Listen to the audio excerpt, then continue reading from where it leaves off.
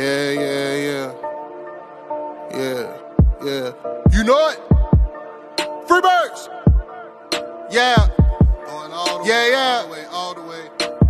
Watch how these pieces get moving like Hasbro. You know Ain't no con in these raps, so I'm trying to be calm when it come to the cash flow. You know Talking shit till I die from the city we ride, no matter the outcome. You know When you out watch your mouth in the jungle, a lot of them never escape from. Agent J when I bait some, 28 in my bag like I'm Freddie T. Agent K when I'm holding the city down, blocking all of the haters like Tony B. It's our year every year, if you quoting me, we gon' see on the field. They know the county, I scream it wherever I go. When I bleed, I just see black and teal. Feel like Brunel when the place is in action. Every line that I flow always solid, that mean I ain't worried about pockets collapsing. He may go all the way, running the X's and O's, gotta love how it happens. You ain't part of the gang, I ain't gotta explain why we ain't got no room on the wagon. MIT is the Army, the Navy, the greatest is Jimmy and Keenan, the ultimate package. Ooh, never could care how you feel. You are now in the mix with the men and teal. Nothing but facts inside these conversations. Keep it 100, the law of the nation. With all the smoke, we can meet at the bank. You know the location. Executing the play when the ball cross the plane, that's the game. Hit my little celebration. Then all I can hear is them saying, yeah. Then all I can hear is them saying,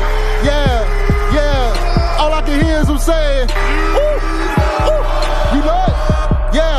Yeah. Free birds.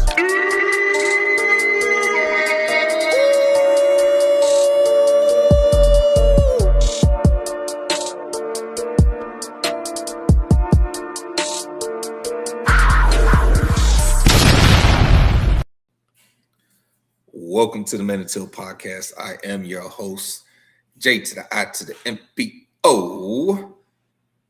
Jay is running a little late, man, but yo, I couldn't wait to get on here, man, and talk about this free agency cycle. So while we waiting on Jay, bro, we just go get us started. Shout out everybody in the chat, everybody watching on YouTube, on Twitch, on Facebook. Man, appreciate all of y'all for joining us tonight, man.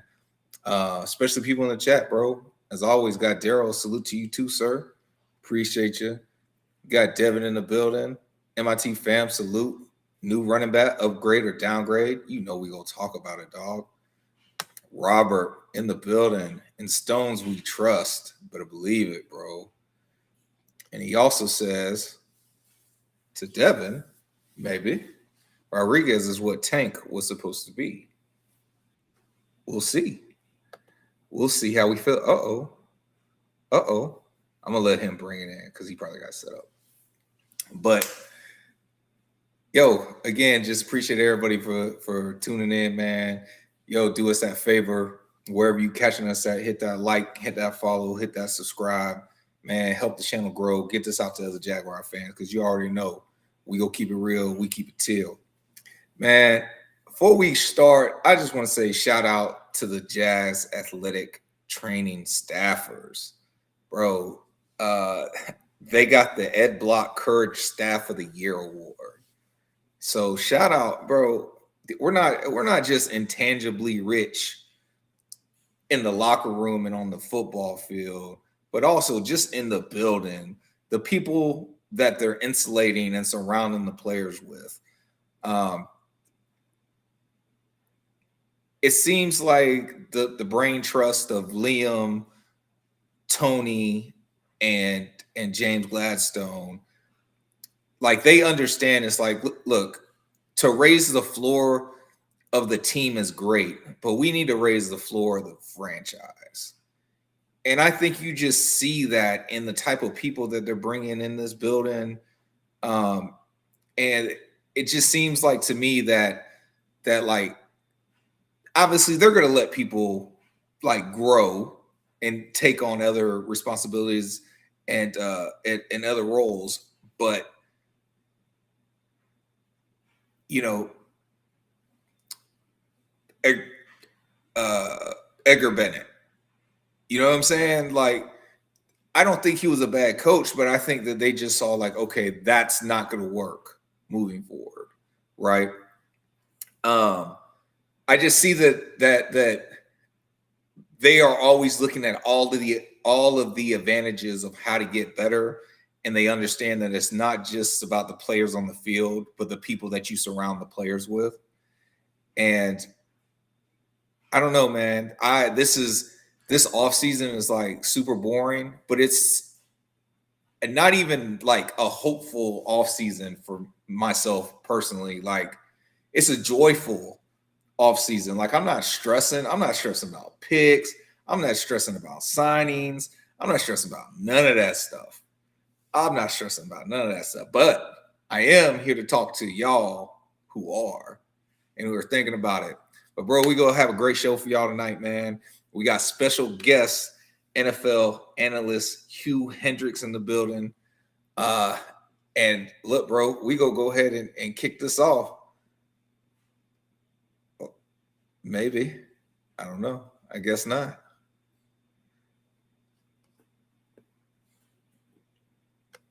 I guess it's just me, myself, and I. So when he comes back on, I'll go ahead and bring him in. But what's up, Jay? That's crazy. My show started without me. Oh my God. I don't even know if You are now in the mix with the men in teal. I can definitely hear it. I guess yes. I am in the mix with the men in teal. You are now.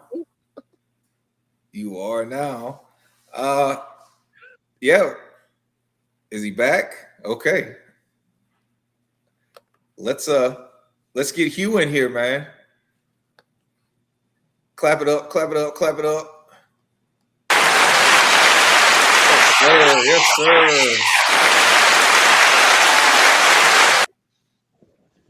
Hugh, what's up, man? How you doing? Welcome back. What's up, fellas? Thank you for having me. It's good to be back. Yeah, man, it's good to have you back. We can talk about a couple things. For sure. We can talk about. Lots to talk about. So diving right into it, man. There's kind of a timeline to these things. So starting off, we had the restructures, right? This is how we're kicking it off. Jay Lou, Patrick McCarry, Robert Hainsey, and Eric Murray all restructure.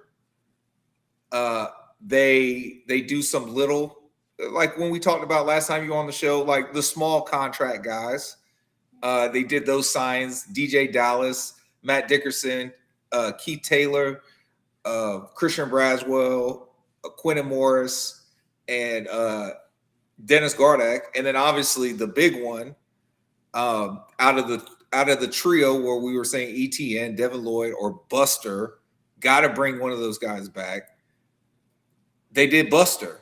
I mean, it's a team friendly deal, and he had the ability to go someplace else and get a bigger paycheck, but decided to stay here, man. I personally think that speaks volumes about the type of guy that Buster is and what this organization means to him. But out of the list so far up until that point, you know, was there any surprises for either one of you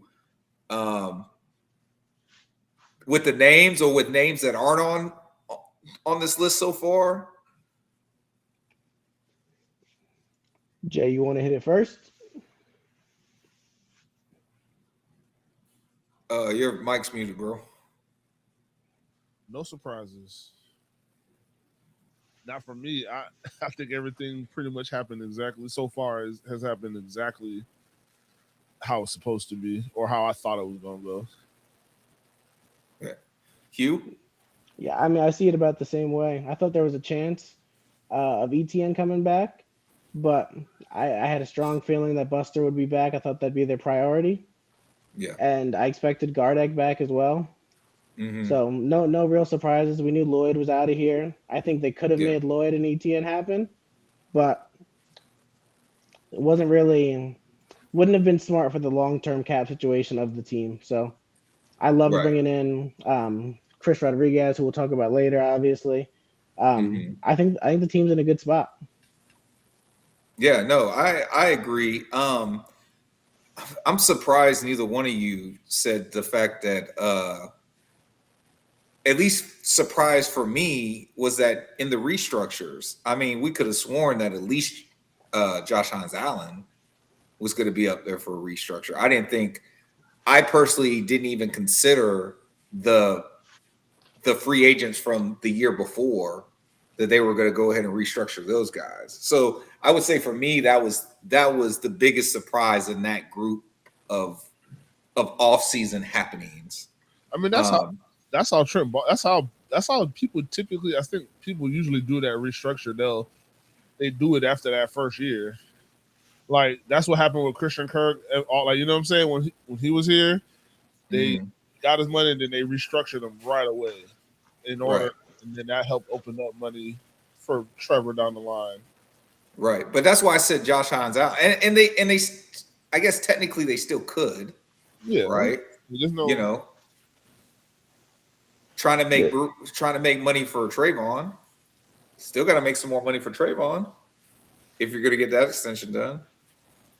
Yeah, there's still a lot they can do. I think I agree with you. I was a little surprised with the restructure. There's been no surprises for me in terms of who's staying and who's leaving, but I expected it to be more of the guys that have been here for a little while. Like I thought Devon Hamilton, Foye Oluokun, and then I thought Trevor and Josh Hines Allen were the easy ones that were definitely going to get restructured, just because you expect them to be in your long-term plan. So you kicking the cap down the road doesn't affect you as much because they're guys they're your foundation guys. Those are the guys you expect to be there, and you're okay paying big down the line.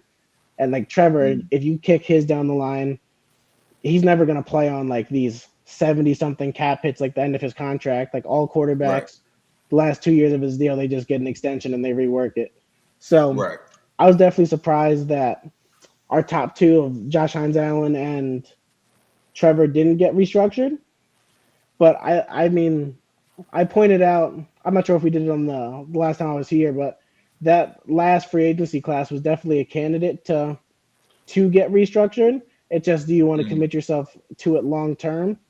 But the restructures that we did get, I thought they were very beneficial to us, and they don't hurt us long term. Yeah. Like you can still get out of the Macari contract, you could still get out of the Eric Murray contract. Jordan Lewis and Robert Hainsey, or no, Jordan Lewis and Jordan Lewis, I know, was the big one that his contract is. It looks like he's playing out his whole contract here, just in terms of the dead cap hit if we moved him. Right. But most of the restructures were really good in creating cap room and adding void years down the line without really hurting our future cap hit and tying us to guys if we need to get out of the contracts. Yeah, I agree with you, especially like with Macari. I want to say it was Macari's and Eric Murray. They added the 2 void years on the contract. So James Gladstone not only gave us wiggle room, but he gave us outs, and I think that's very, very important. I'll tell you what's no surprise though. We said it on the show. Johnny Mutt got cut. First cut casualty. Gets cut, but then gets picked right up by Philly. So that was surprising. I thought he'd be searching for a job for a little bit. I don't know, man. This offseason, besides it feeling so peaceful to me as a Jaguar fan, seems really, really weird. A lot of weird stuff going on. The Max Crosby thing. What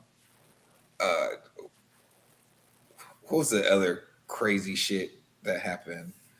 The Max Crosby thing, and then the Ravens turn around and pick up Trey Henderson. Kyler Murray going to the Vikings. That was breaking news. Tua to the Falcons. Malik Willis signing that deal at you know what I'm saying? It's just, I don't know. I can't wait till we talk about the division because, man, fuck them. It's been a weird offseason. I think you kind of see that whenever you have a lesser free agency class, the trade market gets a little crazy. Like DJ Moore got traded for a second, along with his like $25 million cap hit for 4 years. I thought that was crazy. Obviously, the Max Crosby situation's crazy. People are wheeling and dealing. You've seen a lot of movement in the running back market, which I think tells you about what the NFL thinks of this upcoming running back class. So it's been a fun offseason. And to hit on one more One more surprising thing from the offseason, for the Jaguars' perspective at least, I don't know how Chuma Edoga is still on the roster, but that would have been priority one for me. He would have got cut before a month. But I mean, Well, he's a USC guy, and I guess Tony Baselli's holding on to him. well, I think that, and they're holding the offensive line as like a high commodity right now.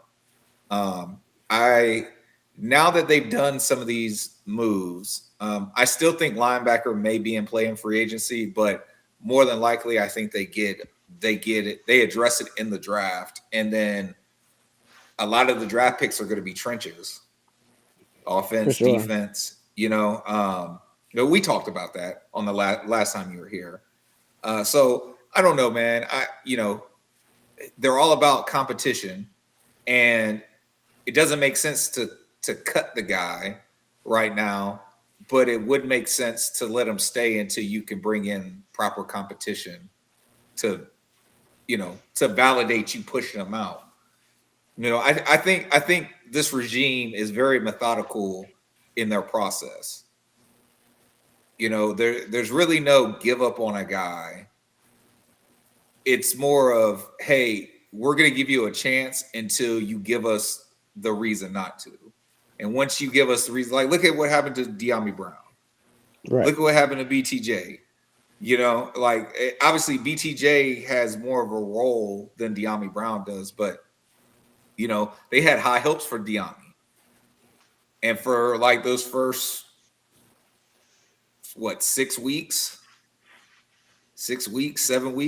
I mean, really, I guess technically until they got Jacoby, I guess, because Travis Hunter ended up getting hurt after the London game. Yeah, De'Ami was forced to go back in there, but I don't think they wanted to him at that point. No. I mean, Tim Patrick's getting the reps. You had Austin Trammell out there getting burned. Playing football. Yeah. So, and that gave but they're going to play who's best. I mean, it gave the opportunity for Parker Washington to establish himself. He's looking like one of the best slot receivers going into the league next year. And it's his first offseason as a full-time starter. So, I mean, they're going to play the best 22. Doesn't matter the contract or the history behind it. They're going to put the best 22 out there. So, I do think Chuma Edoga could go when competition comes in, but like you said, there's nothing really to cut him for right now because we're not really making moves. And that's okay. To everyone watching, that's okay that we're not making moves. I know we're used to the chaos, and this is our Super Bowl. Here's $20 million to Christian Kirk, who's fine, but not going to change your franchise. Like, this is what great organizations do. This is how you build a lasting winner.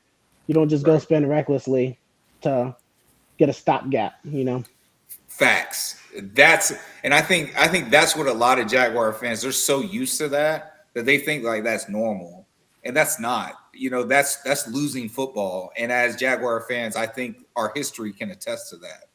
That's what not the Patriots, but the Colts. That's what the Colts have been doing at quarterback year after year after year after year. They keep trying to get these stopgap guys instead of going to get their guy. It's you can't win. You can't be successful like that. You just can't, bro. Robert says getting 3 comp picks for 2027 was nice. No, I agree with you, but how did we get those comp picks? Hey, had to say goodbye to some guys, and I know it was hard. For me, wearing the jersey right now, ETN. Like you said in the beginning, like I think we all thought that a deal was going to be able to get done, but James Gladstone had a presser today, and he said after seeing what his market was, knowing it was already going to be on the high end, it sounds like ETN and his camp not only got to go home, but kind of just priced themselves out in the process because James Gladstone, we said we just made a decision to step aside and let him go get what he rightfully earned. I thought real quick. Shout out to James Gladstone, bro, because he said some real ass shit in that presser. They were asking him about the BTJ rumors, and it might have been Demetrius Harvey, who asked, how does that feel? Like, if these people are like making up this rumor, like, how does that affect you? Do you just like wave it off and say, it's not true, whatever. This is just a nobody talking, blah, blah, blah. Like, how do you feel about it? Do you think it's funny? And he says, well, actually, like, the first thing that comes to mind is like, how does this affect Brian Thomas's mind state? Like, I hope he's all right. Like, he's not reading this and thinking it's true, because it's not. Like, the fact that the first thing he says is, I'm not even thinking of, like, bump that. Like, I'm thinking about how this affects my player. This guy who's going to be an integral part of our team, of the Jaguar organization, at least for the next few years. I thought that was so humanizing, something that, like, I feel like we don't see enough in sports. And the fact that, him and Liam, just the shit that they say, you could just tell that they care. And, when you got those type of people in the building, who wouldn't want to, run through a brick wall for somebody like that? You know what I'm saying? Right, absolutely. I think James Gladstone and this whole regime display a level of competency that we've never seen before in Jacksonville. And that's not just about football. It's not about the moves we make. It's also about the human connection. Like, right.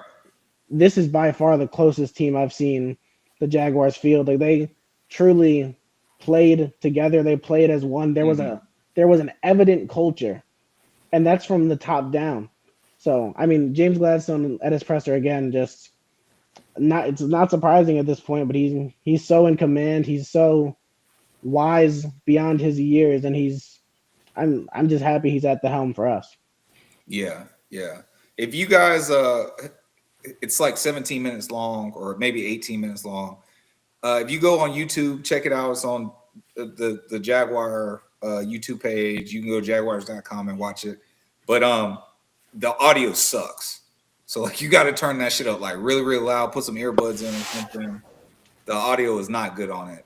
But if you can get something that's loud enough, you'll be able to hear everything. And great press conference. I definitely go check it out if I were you. Topa in the building. Sup, fellas? Sup, Topa? He says, folks complaining too much for me. Yeah, same, bro. Same, man. Topa says, in my opinion, ETN leaving hurts more than Lloyd. Yes. And I got something to say to that, but we'll get to that in a second. Daryl says, my boy BT ain't going nowhere. I mean, look, now let's be real. Like, we love BT, but he can't have another season like he had last year. He just can't. Yeah, he will have no trade value. So, like, that's the thing that sucks, bro. Like, we could trade him now and hopefully get a king's ransom. But if he's broken, then we won't be able to get shit for him. Right. But we aren't advocating. We're just stating a simple fact. Well, no, we're just stating a simple. I'm just, but yeah. But goddamn, you can't play like ass again, bro. Yeah, we need his threat. We need, because that's the biggest gamble. That's the biggest gamble right now. The biggest gamble is keeping Brian Thomas Jr. That's the biggest gamble that we currently have on the roster right now, bro. You think BTJ is the biggest gamble we got on the roster? Shit, hell yeah! Because what I just said, you could potentially get a first round pick for him, but you don't want to do that because of what he can do. It's honestly, and it's a bad gamble because it's like, honestly, it's probably like a 20% chance that he returns back and is like, oh, like a great NFL player. But there's like an 80% chance that it's over. 80? Yeah, 80's high, bro. That's high. If a motherfucker, I give him like 35% chance that it's over. If your job is to catch the football, and ever since you've been on this team, you cannot cleanly catch a football. He was cleanly catching at the end of the year, though. He was. What the fuck does that matter? I mean, he was cleanly catching at the end of the year. He wasn't. That's the thing. Like, he had a couple catches where it was clean, but then he had more double catches. At the end, bro, we were praising him that he wasn't. I wasn't. He's single. Daryl says BT is the secret ingredient that makes an offense cook. I completely agree with you. Listen, he's gonna open up all that dagger shit. Secret ingredient. Yes, bro. Yes, bro. Like I think it's okay. It's okay. It's like saffron where you just like use a little bit and it doesn't matter. Well, because our offense cooked this year without him. Man, did the offense cook without him this year? I wouldn't say that. I wouldn't, because his vertical presence and taking cornerback ones away is an integral part of the offense. Like, his vertical speed and field stretching ability opens everything up for Parker and for Jacoby to work in the intermediate area. That only works if you catch the ball when we throw it to you vertically. If you fucking Butterfingers out there, teams ain't got to really like send no double. We ain't even got to do nothing to make you drop the ball. You just gonna drop it. But he wasn't really catching the ball last year, and he still pulled Surtain in Denver in Week 14, and we were lighting them up over the middle with Jacoby and Parker. Yeah, that threat is still there, and they know who he is. That talent's still in there. I think they're going to get his head right. I think after the bye week, you saw a different person. Same thing with that's what I'm saying. That's what I'm over here saying. Like, bro, you saw a better like. Okay, look, I'm looking. Okay, sorry. Look, he wasn't catching the ball, but you know what he was doing? He was running. It looked like he was running the routes with maximum effort, which is ridiculous that I even have to fucking say that, because like you said, I guess after the bye week he's a different person. The motherfucker was just giving up out there, bro. The shit that I saw in the first half of the season, there's no redeeming it.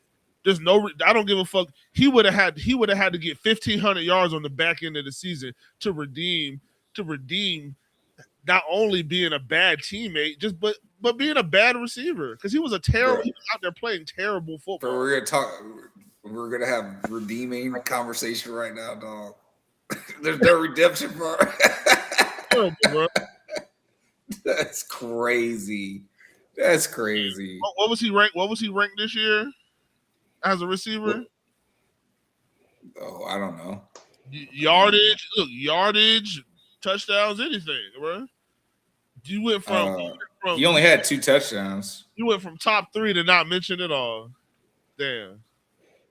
I mean, bro, but sophomore slumps is a real thing, though, man. So is can't catch aholics. You gotta go to a meeting, man. can't catch an officer, man. He need to go to a meeting, bro. He need to go talk to the doctor. You already know how I feel, bro, about how what's going on. I think that shit. And if you're fucked up in the head because of some shit that you had no control over, then how do we fix that? Because that's not a football thing, bro. Yeah, but it can be fixed. That's the thing. It can be fixed. The question is, does it get fixed here, or do you let them go someplace else and then potentially get fixed? And here's the thing. Check this out. If that's the great thing about this regime that we were just talking about. If it doesn't get fixed, he's not going to play, or he's not going to be here. You know what I'm saying? I get what you're saying. Like, okay, by that time he loses all his value. Yeah. Hey, okay, but it's football still too, bro. You take a gamble. You take a gamble on every last player that steps on that field. That's why I said I think that's our biggest gamble right now on the roster is Brian Thomas Jr. Okay. It is a gamble. I'll take that gamble every time, though. I'll definitely take it. Yeah. Daryl says, bro, you have to respect the 4.3 speed. Yes, with that size too. Like, that's the other thing. I can go get a kid from Bethune-Cookman to run a 4.3. What are you gonna do that's different? The kid from Bethune-Cookman didn't put up 1,300 yards and 10 touchdowns as a rookie, though. Yeah, like that threat is still in your head. I think I need you to do that. I need you to be all that strong, all those strong numbers.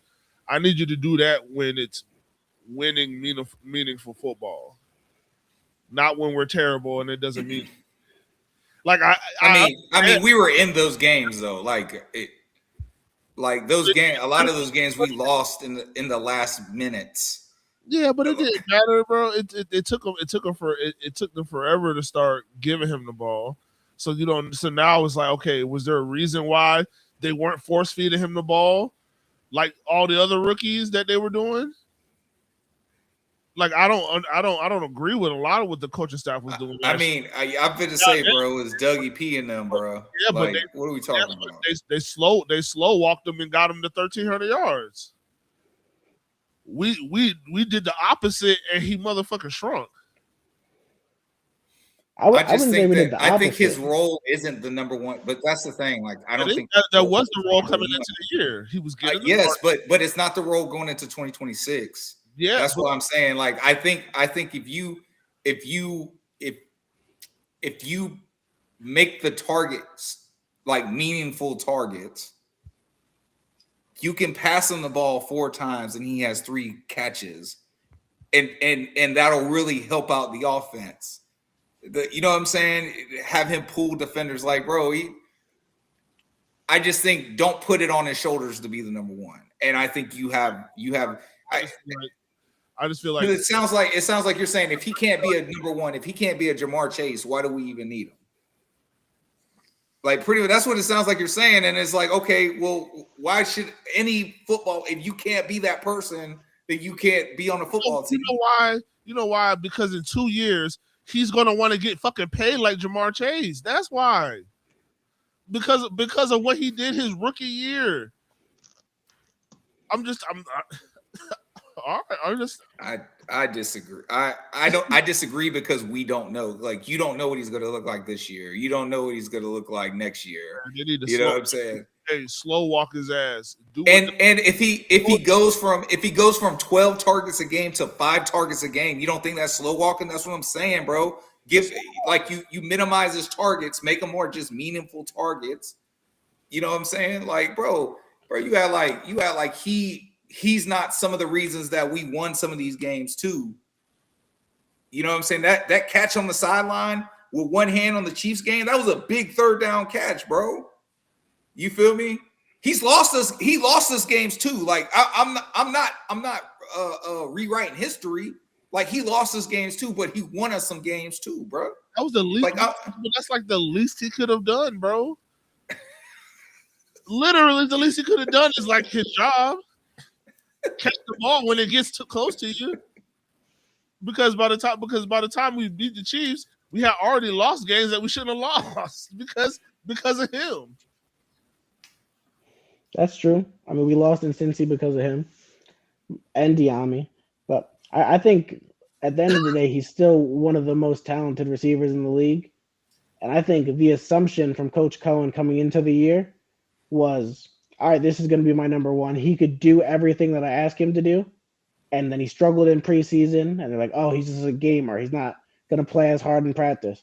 And then they realized and they adjusted in the bye week. He's like, all right, he's not ready to be that.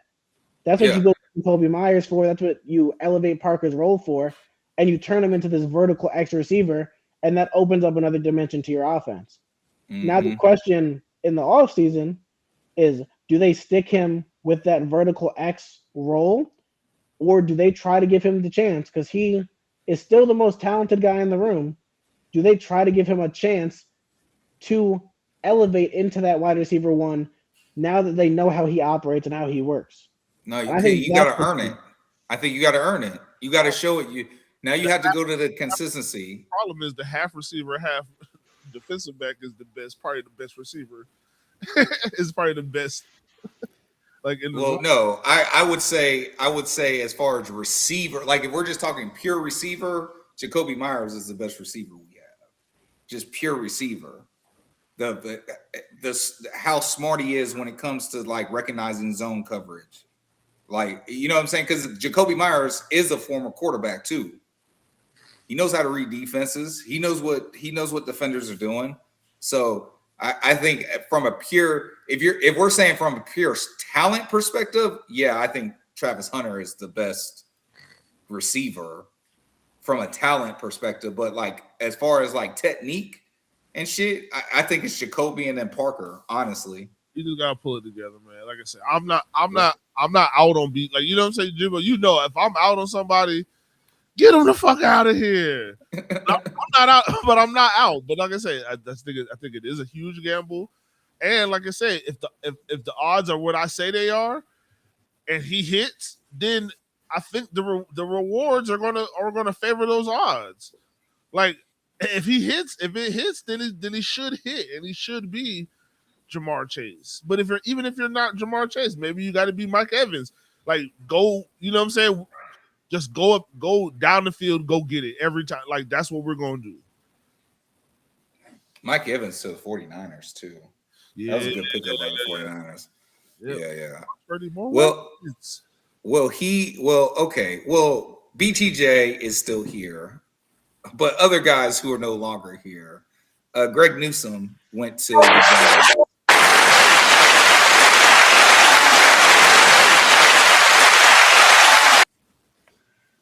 And Dewey got signed to the Arizona Cardinals. But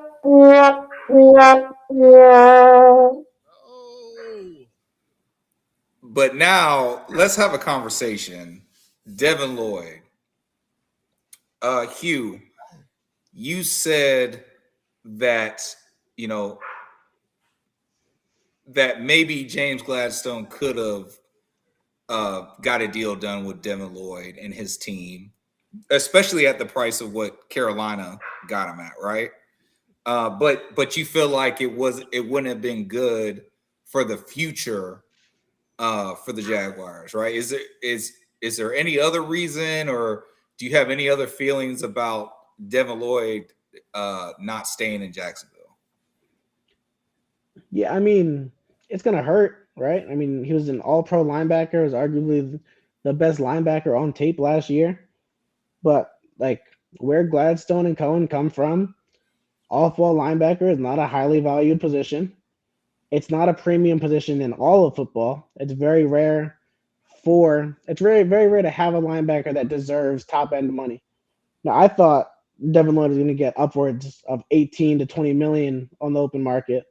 So seeing that it was at 15, I was like, okay, like I would have thought about it at 15, but clearly they feel very good about their linebacker core of Ventrell Miller. James Gladstone even brought up Branson Combs' names as someone they have faith in.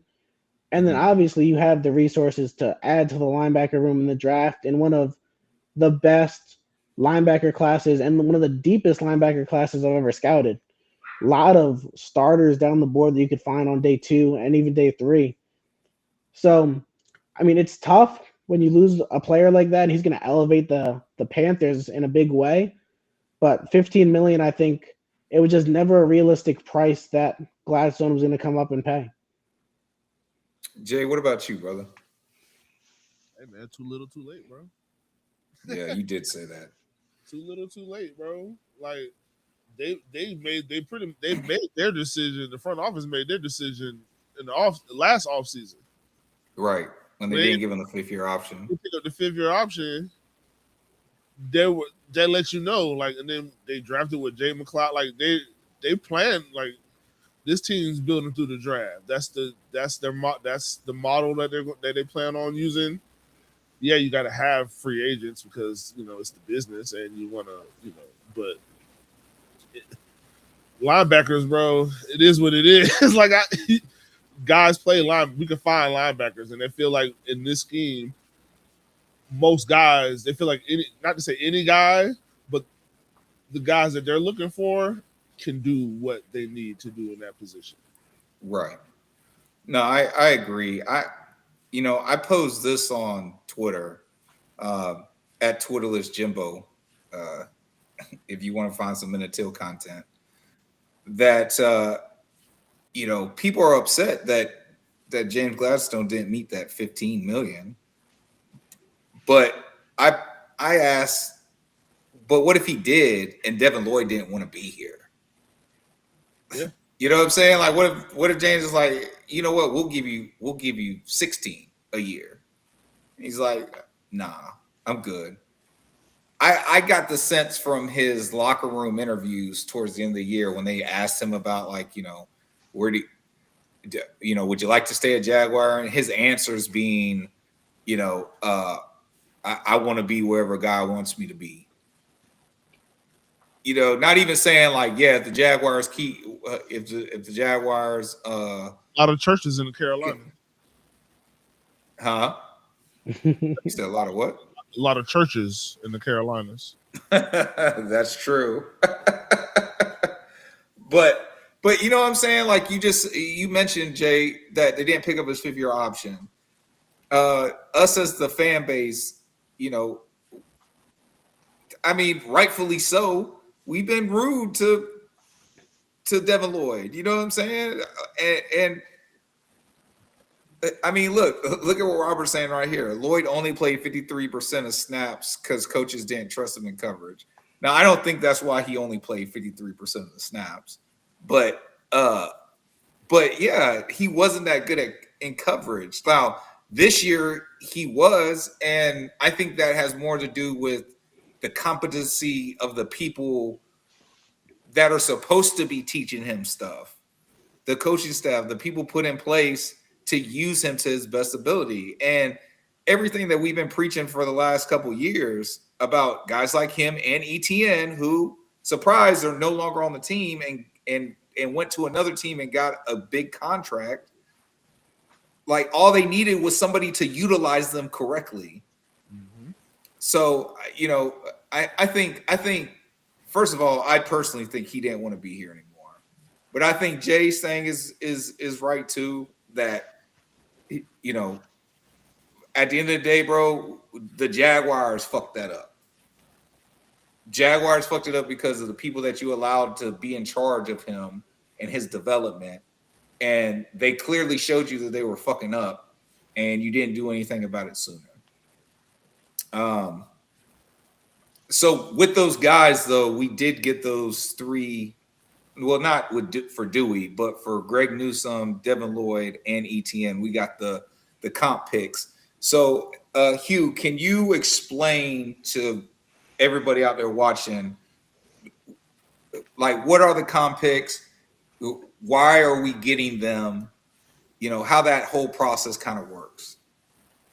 Yeah, I mean, comp picks are probably one of the most complex and unknown and overlooked parts of the NFL and the NFL offseason. I think, to be honest, like you had mentioned that you thought Devin Lloyd didn't want to be here. I think actually the inverse. I think the front office was like, we're not paying an off-ball linebacker with 1 year of production over $12 million. If you want to go get paid, go get paid. I'm gonna bet on myself as a talent evaluator, and as Anthony Campanelli, I'm gonna bet on him to continue to develop linebackers because he's done it at an elite level at every stop. Right. I think they were hoping that he would break the bank so they can get a 3rd-round comp pick. So the comp picks work based off the contract that the player you're losing gets. So there's a compensatory pick formula, and it formulates the highest paid players to get the highest paid picks. They're from the 3rd round all the way down to the 7th round. So for Greg Newsome, I think it's like a 6th rounder right now because he signed an $8 million contract. Mm-hmm. Whereas Devin Lloyd, who signed a $15 million APY contract, he got us a 4th rounder, right on the brink of getting a 3rd rounder. Right. So the simplest way to put it is to just, when you lose more valuable players than you bring in and obtain, you are compensated with a draft pick in return to fill the hole that player leaves. And it's a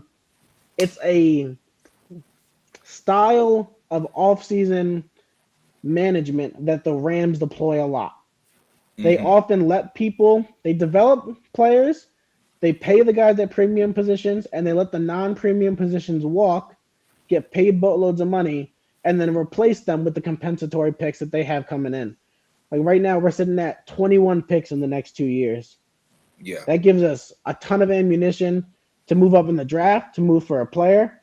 James Gladstone can do whatever he wants right now to better this team. And that was part of the plan going into the offseason. Yeah. He's given us I think not only is he giving us ways to raise the floor, I think he's also giving us ways to raise the ceiling of this team too. That's what I'm saying. It's not just about the guy. I mean, yes, ultimately it's about the guys that you bring in to play on the grass and to win football games. Like, yes, ultimately it's about that. But I just think like on in the microcosm that is a franchise, I think he's doing all of the little things right. Him and not just him, but like hit the people around him too that they're bringing in. But most importantly, James Gladstone and the rest of the brain trust. And I think it's super important that like this can't go unmentioned, that like Tony Baselli really does have a voice in that building. Like Tony Baselli, like they're not making a move unless Tony Baselli is giving a thumbs up on it. Now that's not saying that, you know, they're going to be at odds and it's like, well, Tony, if you don't like it, bump it. This is what it's going to be. But they're just, the way that they're communicating and formulating everything, it's like, hey, we all got to be sure about this. Because at the end of the day, it shouldn't be, oh, Liam fucked up. It shouldn't be, oh, James fucked up. It needs to be known that, hey, we made a unified decision that this is what it's going to be. This is how we're going to run it.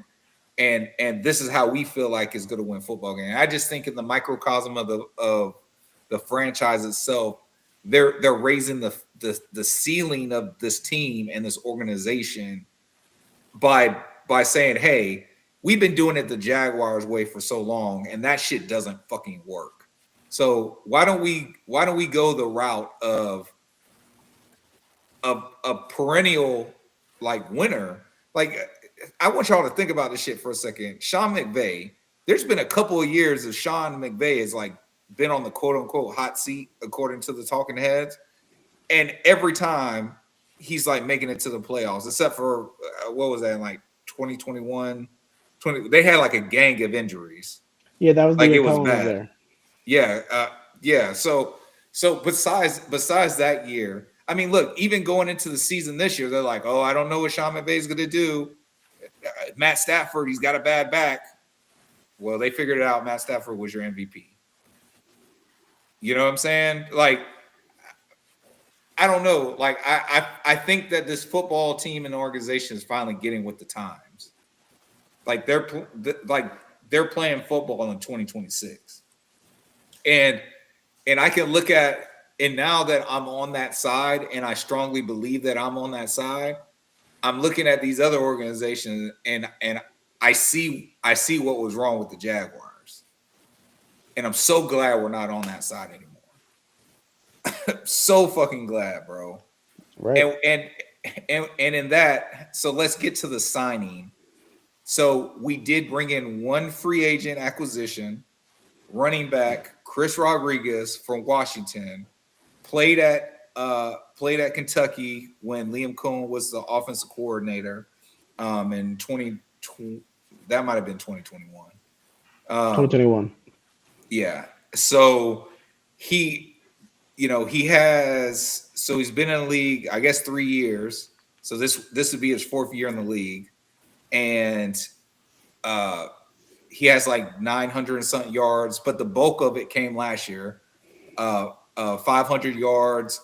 I believe he had 6 touchdowns. Had 6 total rushing touchdowns. Thoughts, Jay? Thoughts on making moves, Jay? We making moves. I guess, bro. Like I just they don't.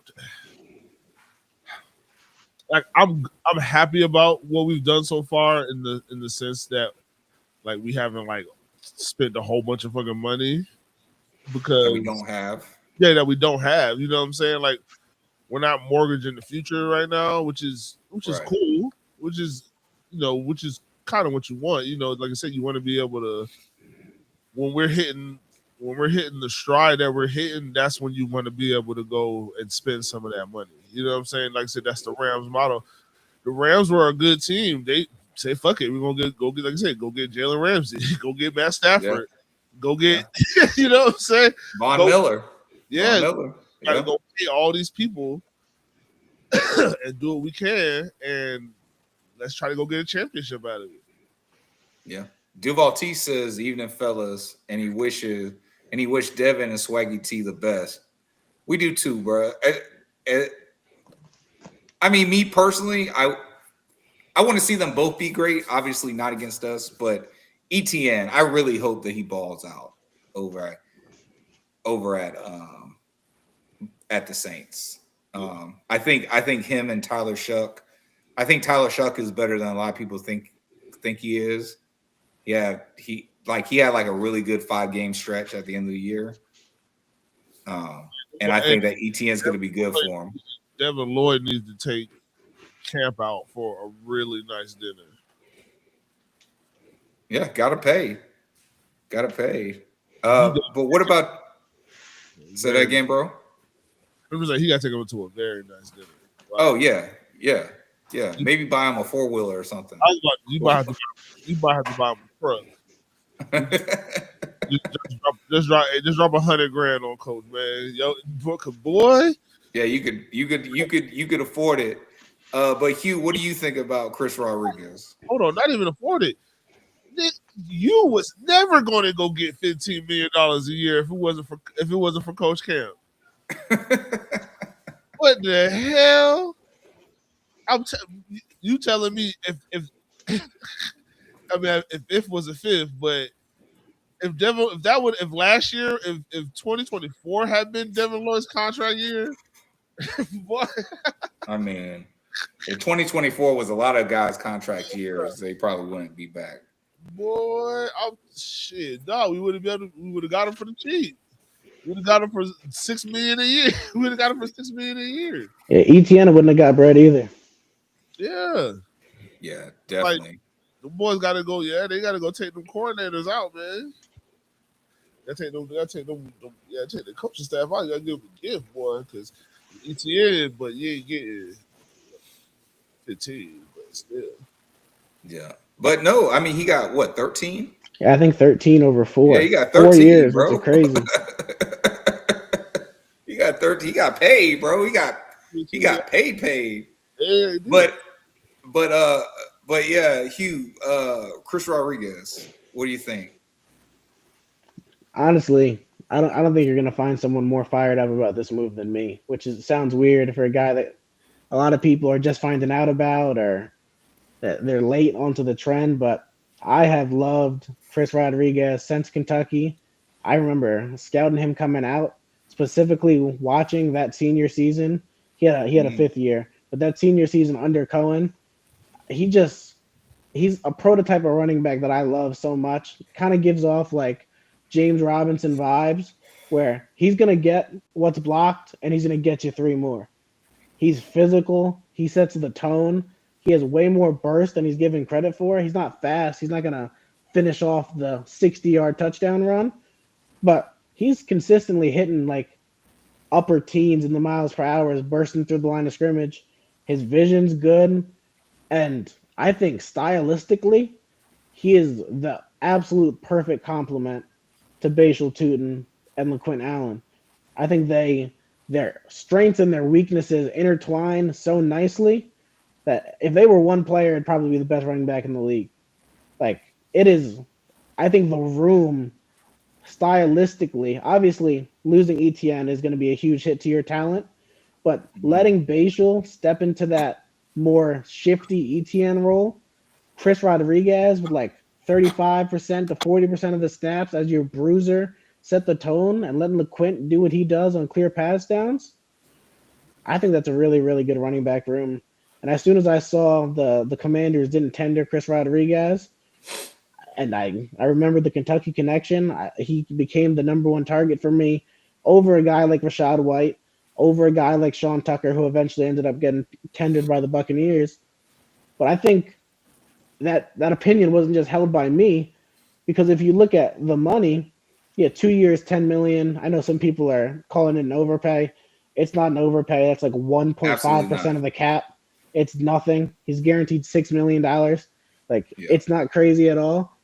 But Rachaad White just got a 1-year deal to the Commanders for $2 million. So it's clear who they prioritized in terms of who they want to complete their room. And it was Chris Rodriguez. And honestly, I think that was the right choice of the available running backs on the market. Yeah.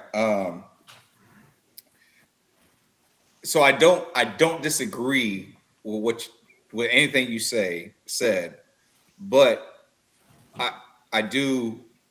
That was so bright. But I do want to say when I watch him run, to me, he's more of a combination of ETN and Bashal Tutin with a little bit of Tank for the short yardage stuff. Like you said, he's not going to break off. He's not going to, get out in the open field and just pull away from you. He gets hawked down like ETN, but I think he's got good contact balance, just like ETN and Tutin. Great contact balance, yeah. But I will say this: he's the type of back that puts his foot in the ground and goes. But I would kind of say that's LeQuint Allen. It's kind of hard for me to really back that up because LeQuint didn't get like a lot of carries, a lot of ops to actually run the ball. But I mean, I don't know. I feel like, okay, so Tutin's gonna have to be your receiving back now. That's not saying that they won't get a back in the draft and there's more competition. I think, again, like what we were talking about, the Chuma Odoga thing, I think he's here, like he has the ability to create a role for himself as a RB2 or maybe RB1B or something like that. But he could also have been brought in to be competition or mentor to a rook that they bring in. You know what I'm saying? And like maybe like a guy like, and that sucks because I really want to see Jaquindon play, but like maybe Jaquindon Jackson loses a spot on. Well, you need a vet in the room. You lost. Yeah, that's what I'm saying. That's what I'm saying. Yeah. And I don't think you could say, okay, Bashal and LeQuint, you're the vet. I don't think you can do. I just sure you could, but do you really want to if you don't have to? And they don't have to. So I don't know, man. I see the upside. I see the positiveness of him coming, but it's also okay. My biggest takeaway is that you created another level of veteran competition. Right.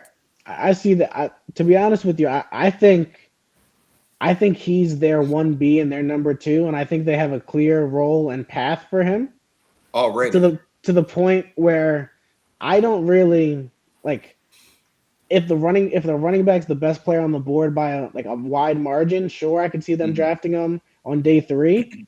But honestly, I think they roll into the offseason with Tutin, LeQuint, Chris Rodriguez, DJ Dallas, and then Jaquindon Jackson and an undrafted rookie free agent, or maybe like a 7th rounder later guy like Adam Randall out of Clemson.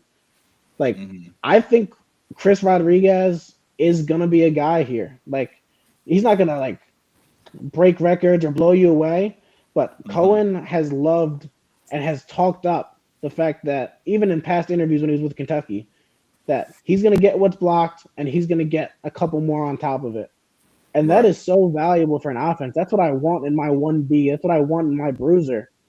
Like, in that sense, he's kind of the David Montgomery to Bashal Tutin's Gibbs. And obviously, Gibbs, if Bashal Tutin Jameer Gibbs, then we're going to throw a party. Yeah, that's going to be awesome. But it's and look, I think we saw, yes, Bashal can catch the football, but again, his ops were so limited. The amount of times that you got to see him catch the ball throughout the season, I just don't think that's enough to say, okay, he's going to be a bona fide threat, a bona fide receiving threat coming out of the backfield. Obviously, like that's what training camp and shit's going to be for. I get that. I'm just saying, like right now, my biggest worry is, okay, is the receiving threat of the running back going to go down now that ETN is no longer on this team? It's hard to not say yes because ETN is such a dynamic receiver and player, but Bashal Tutin's profile coming out of Virginia Tech, his receiving profile is actually really clean, especially that second to last year. He led the ACC in receiving yards for running backs. He's not just a capable receiver. He's a good receiver out of the backfield. He can run real routes. LaQuint Allen went for over 500 receiving yards at Syracuse his last year. Like, we have guys in the backfield that can catch and can be dynamic. And I think Tutin's going to take a lot of those schemed, like now screens to ETN, the easy, the Texases, the check downs. Texas, yeah. I think those are going to go to Bashal. And when you need to like spread out wide and get a real route run, you'll probably see LaQuint in there a little bit because he's on the passing downs. But I honestly think our running back room is in a good spot, even after losing ETN. I think we are really well-rounded and complementary of each other. Okay. Well, we're talking about the Jags, but let's switch focuses. Other moves in the division. Guys, what impressions do you have of any of them?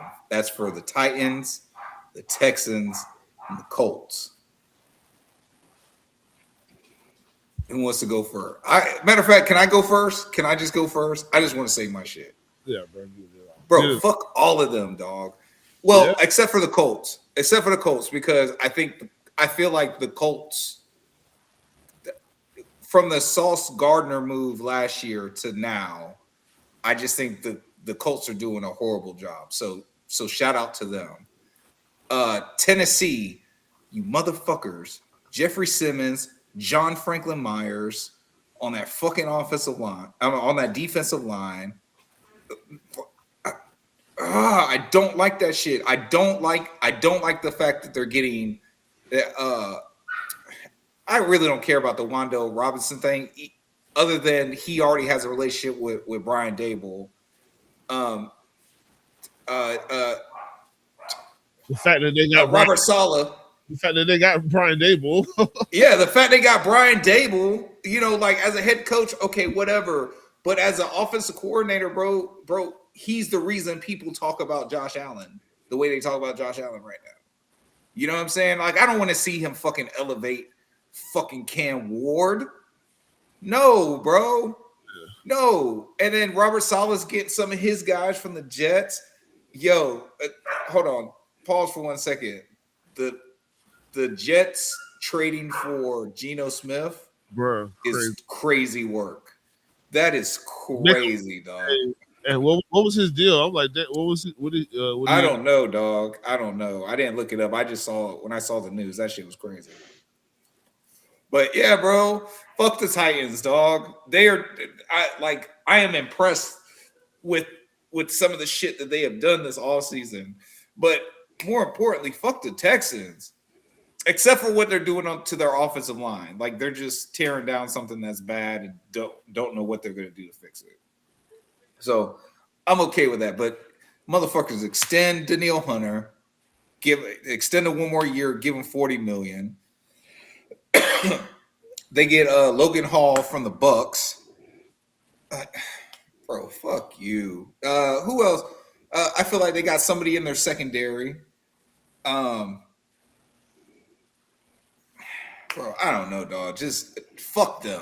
Fuck them. Like, I hate the fact that besides the Colts, everybody else sounds like they're getting better. And I don't like that shit. I don't like that shit. Like, fuck them. We've been bad for so long. I need y'all to be just bad. Like, it's already bad that we feel like Houston's gonna run that defense back, and now that defense is even worse. I mean, that not worse, but now that defense is even better, at least on paper right now. Like, yeah, bro, I hate it. Except for the Colts. But the Texans and the Titans, the two T teams, yeah, bro. I just hate them. I hate them. Oh, Reed. Thank you, Topa. Yeah, they got Reed from Philly, bro. Safety. Yeah. Come on, man. Bro, fuck you, bro. Fuck you. I hope y'all have the worst defense in the league. I hope y'all break I hope you break the Jets record of not having any interceptions by going to have an interception and then letting the receiver take it out your hand for a touchdown. And it's fucking Travis Hunter doing it to you. Bitches, fuck you. All right, I'm done. I'm done with my rant. But how do you guys feel about it? Bro, I mean, it just makes me look at it just makes me look at the team, like our team, like, damn, are we gonna do nothing on the offensive line? Because what the fuck? I mean, but you can't. I just don't think you can pay anybody. No, like, you know what I'm saying? You can't bring nobody, especially again. We said we want to extend Trayvon. Where are you getting this money to extend Trayvon? I mean, yeah, you're right, but goddamn, bro. I'm just saying, like, it's gotta be. Bruh, Topa, chill. I'm saying that no, bro. I hope they are the worst defense in the fucking league, bro, because they look so fucking good on paper right now. Hey, I like that, Robert. Best defense with an offense that were average 3 points a game. Daryl, I love what you're talking about. Texans are going to take a step back. The Titans are going to be a problem for a lot of other teams. Yes, bro. I believe they are. I think Cam Ward is going to take a leap. They're like, I don't know, man. I don't know. I just don't like. I especially don't like the Brian Daboll hire in Tennessee. I just don't like that. As all. If Brian Daboll was the head coach, I'd be okay with it. But him just being the offensive coordinator, nah. Hugh, what about you, dog? To be honest, man, I'm not moved. I don't really care. I think the Texans are still whatever. I don't think they'll be able to block a soul. Reed Blankenship has never put fear in my heart and will never put fear in my heart. The Titans, they did the old Jaguar thing of paying a whole bunch of mediocre players way too much money in hopes of being mediocre. I've watched that happen. It's not fun. They don't scare me. Alontae Taylor is a whatever corner, paid him $20 million a year. Cordell Flott, another whatever stopgap corner, paid him $15 million a year. John Franklin Myers, great player, $21 million a year. They're bringing in a whole bunch of former Jets and Giants to the Titans. They're doing that what if experiment of what if the Jets and Giants combined into one team. It's not going to work. The Titans don't scare me. I don't care about Robert Saleh. I don't care about Daboll. The bad bad Jets and the bad Tennessee Titans. I wonder what happens if you combine them. Yeah, and the two coaches that failed in those organizations. The Colts, shout out to Chris Ballard. I hope he gets a lifetime contract. He's fantastic. $44 million to Daniel Jones with the potential to be $50 million per year. I mean, clap it up for him. That's magnificent work by his agent. Alec Pierce got $28 million a year from the Colts. The Colts brought in Michael Clemens, who, I mean, I'm in New York. If you ask any Jet fans who's your most hated player in the last 5 years, they'll say Michael Clemens. Like, man, I know there's been a lot of money spent in the division, but that's what I'm saying. They're not really scaring me, man.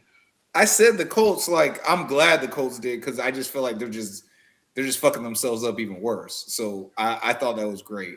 But damn, bro, the way you just like, yeah, be gone peasant to the Texans and the Titans, bro. That's and I feel you. You actually like gave me hope. Like you made the O in Jimbo the optimism part of me shine bright again, bro. What you just said, I appreciate that. But still, fuck them. It's still fuck them, and I still don't like what they did. But now I'm a little less worried about it. I appreciate it. Jay, I think it's a no-brainer what the Week 5 in the Shad Khan era should be. Yeah, I mean, I think it's a no-brainer. I think it's a no. Wait, Hugh. Now, I don't actually expect you to know the entire history of every Week 5 game the Jaguars have played since Shad Khan has been the owner of the team. But if you had to guess from any Week 5 game that you have memory of, what would be the best in Shad Khan's Jaguar ownership history, in your opinion? That's a good question. That's a tough question for me. I operate in about 3 to 5 year windows. So for 3 to 5 years, I'm cramming every bit of information I can. And then after that 5 years, man, I'm wiping it and I'm moving on to the next 5. So if it's outside of most 5 recent years ago, so in your most recent, what do you think is the best Week 5 victory that this team has seen? I think Week 5 this past year was the Chiefs, right? Yes. I would have to go with that one. Hands down. So you didn't even have to know about any other Week 5 to know that was the best Week 5 the Jacksonville Jaguars have ever had. Yo, so whenever Jay's ready, man, without further ado, Jags Week 5 highlights against the Kansas City Chiefs. This is gonna hurt some people's hearts because Devin Lloyd is no longer a Jag.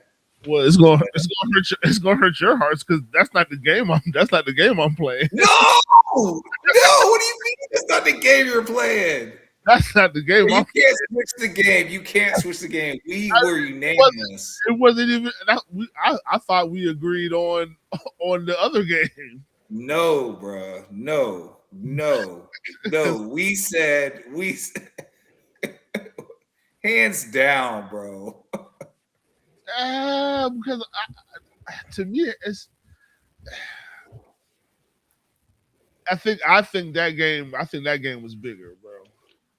What is this other game? I need Pittsburgh to know. Steelers. So in 2017, we played it was Pittsburgh Steelers, right?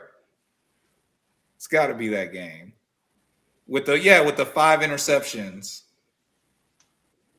We beat the dog shit out of Ben Roethlisberger and them. That's the year. That's the year we went to the AFC Championship. McDonald will block. DeCastro will block for Bell. Chased by Smith, and out of bounds he goes. A loss in the play, losing 2. Back to the 11 of Jacksonville. Roethlisberger second down and 10. They come up the middle. And give me that. Picked off on the play by Ramsey. Ramsey with the second pick. If he was able to scoop it up, it appeared he did, and they take the ball into Pittsburgh territory with a 13-yard return. On Ben Roethlisberger's ass. All of yes. I think he's on the road, bro.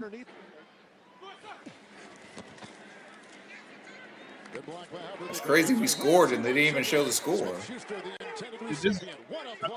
I didn't want to play the 8-minute version of it. Speed right here. Once he recognizes it's an out route, he is right in the back pocket. Little Fournette had a really good game too. He did. He's something. I think so, Kevin. I think there's a reason for that. I mean, didn't he have like a 94-yard touchdown in this game or something? Yeah. Oh, so you're just playing all the defense. This is all defense highlight. All right, so that means that there's still a chance I get my Week 5 against the Chiefs. Underneath he goes. Bryant. Upended on the play by Colvin. Colvin's been on a lot of tackles today. Aaron Colvin, one of the best nickels. Give me that. Telvin.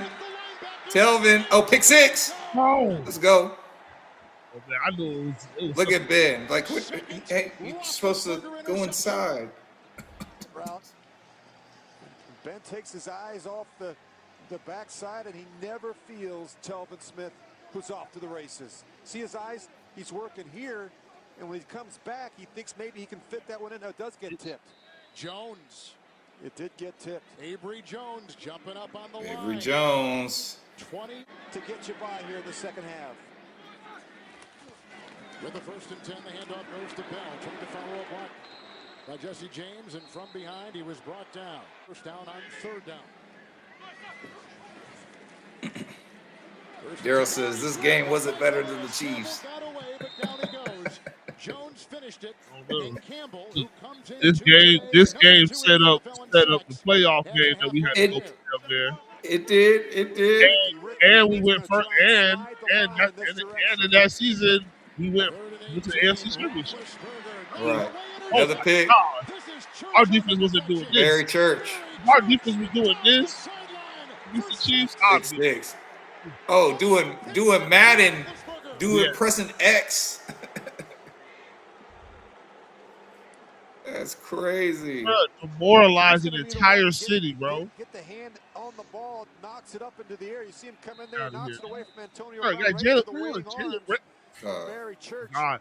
And now he's off to the races with a couple blockers out. Telvin says Ramsey was a dog. And then you hear the dog in the background.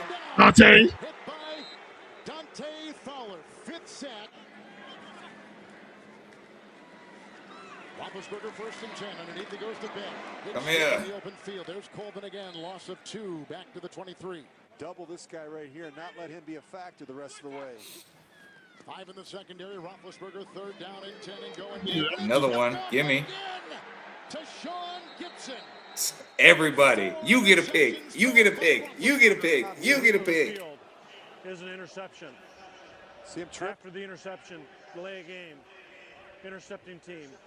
5-yard penalty, 1st and 10. You see he gets tripped up with Colvin there in the slot, and Ben's anticipating.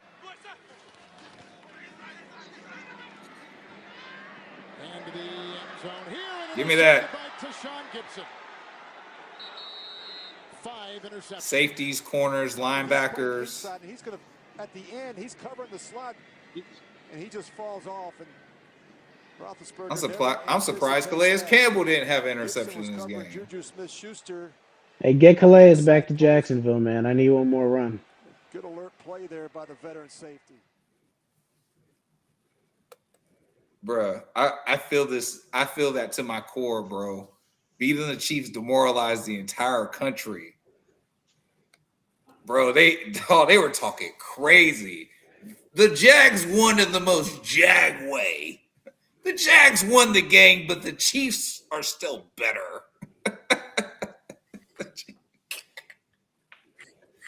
Come on, bro. Hey, don't do me like that, bro. You know I was looking forward to these highlights, man. Don't do me like that. I don't know why, because this is not what we discussed. But you're right. It's not what we discussed. We discussed that we were going to go with the. I discussed that I wasn't going to go with the Chiefs because I plan on doing this again and burning all our great week 5s. Might be another great week 5 in 26. Kelsey incomplete. 4th down.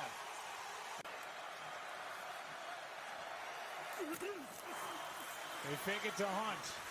Floats. Worthy. Incomplete. Went and argued his case.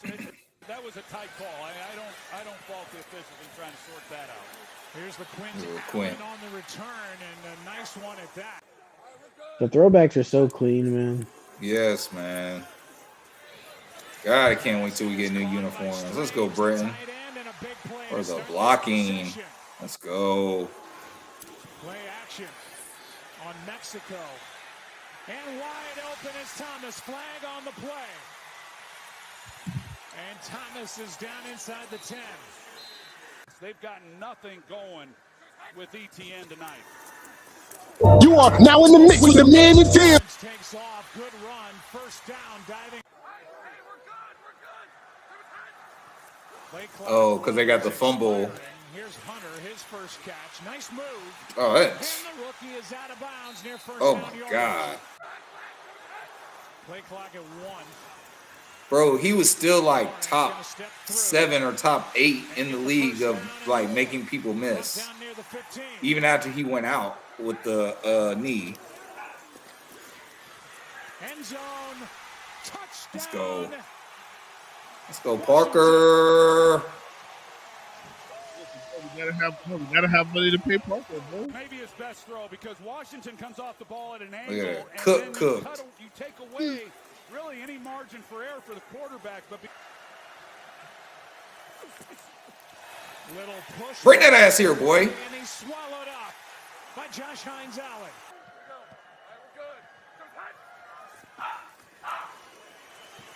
Good protection. Pass is caught. Nice sliding catch by Thomas. Well, I think Anton Harrison, I think he's a rising star. He just gets better and better. Hopefully, glad he did what he was supposed to do. And be able to return. Is this the Travis shot? Yes. Yeah. And Hunter makes the catch. Let's go. And the fact that they said they practiced that, like that exact throw and catch, that is crazy. Lawrence steps through. Wants to go. Touchdown Jaguars. You can't duplicate. Let's go.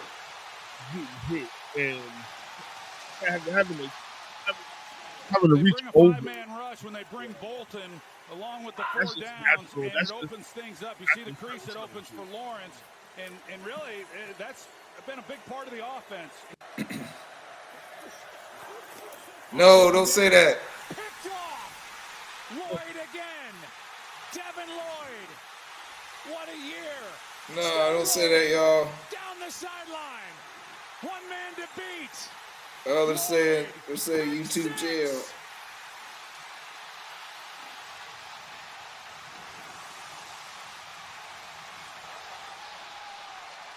I'll take it down real quick. Take it down real quick.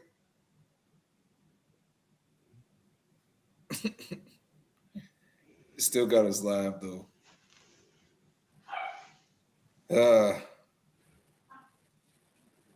You can blame me, dog. It's okay. It'll bring the stream back up in a second. But yes, bro, best week 5 game.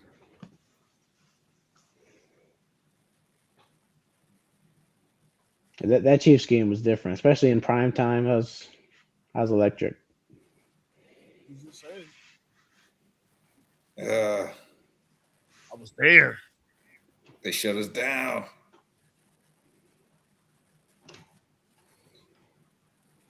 Yeah, all right. Yeah, it's all right. It's in the show anyway. It's in the show anyway. So long, farewell. Go get us some copyright, nigga. Hey, man. But, yo, I know Jay doesn't agree with this shit, but I do feel like what they're doing right now isn't what happened in 22 going into 23. You know, I don't think that the team is sitting on their hands. I just think this team has a plan, and that plan is to draft and develop guys and keep the floor raisers in the building. So I think what they did was big, especially the Buster Brown signing, getting that deal done and getting him at a price that was really under his value on the open market. I think that was big. Such a good deal. Yeah. Especially seeing what the other free agent corners got paid. Mm-hmm. I thought Buster was the most talented corner on the market, and there was dudes getting $20 million a year. So the Buster deal was so good. Yeah, I don't think this is anything like 22 into 23. Like, Bulky wasn't thinking about comp picks, and he wasn't like not making moves in order to protect and build the future of the team. Like, there's a whole different thought process behind the roster building of Bulky versus Gladstone. So I think we're in a good spot, and I think our roster is just overall in a better place than it was in 22. I think we just got 1,000%. hot. Yeah. No, 1,000%, bro. Like, no, I agree with you. I agree with you. Okay, it's back up.